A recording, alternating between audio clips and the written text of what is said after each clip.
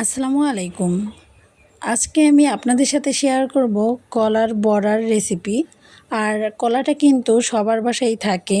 একটু পুরনো হয়ে গেলে বা বেশি পেকে গেলে কলাটা কিন্তু বাসায় অনেক সময় খাওয়া হয় না।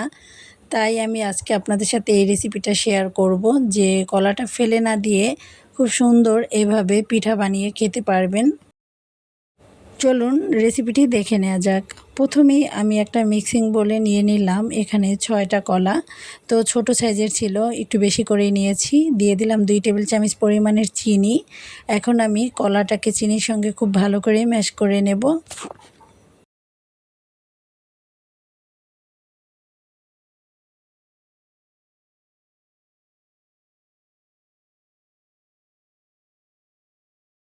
খুব ভালোভাবে ম্যাশ করে নেওয়া হয়ে গেছে। এখন এর মধ্যে দিয়ে দিচ্ছি 1 কাপ পরিমাণের আটা। চাইলে এখানে ময়দাটাও দিতে পারবেন। দিয়ে দিচ্ছি 1 টেবিল চামচ পরিমাণের গুঁড়া দুধ। এতে করে কিন্তু পিঠাটা বেশি ভালো লাগে খেতে। তো আমি সব কিছু একটু ভালোভাবে হাত দিয়ে মিশিয়ে নিচ্ছি।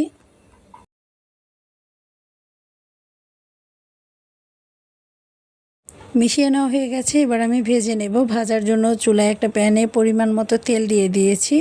তো হালকা গরম তেলের মধ্যেই আমি এক এক করে বড়ার শেপ দিয়ে দিচ্ছি।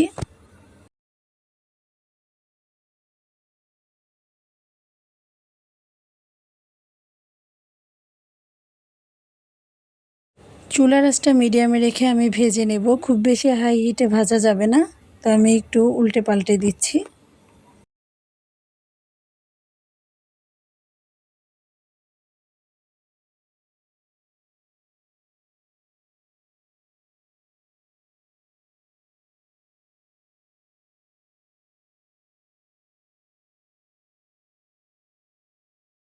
এরই মাঝে কিন্তু অনেকটা কালার চেঞ্জ হয়ে গেছে। আর একটু কালার করে নেব।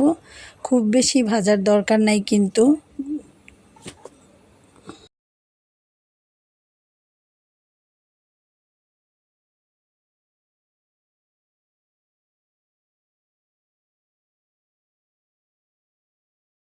মেহমান আসলেও কিন্তু এই পিঠাটা আপনারা খুব তাড়াতাড়ি করে বানিয়ে দিতে পারবেন। তো পিঠাগুলো ভাজা হয়ে গেছে। এবার আমি তেল ছেঁকে তুলে নিচ্ছি।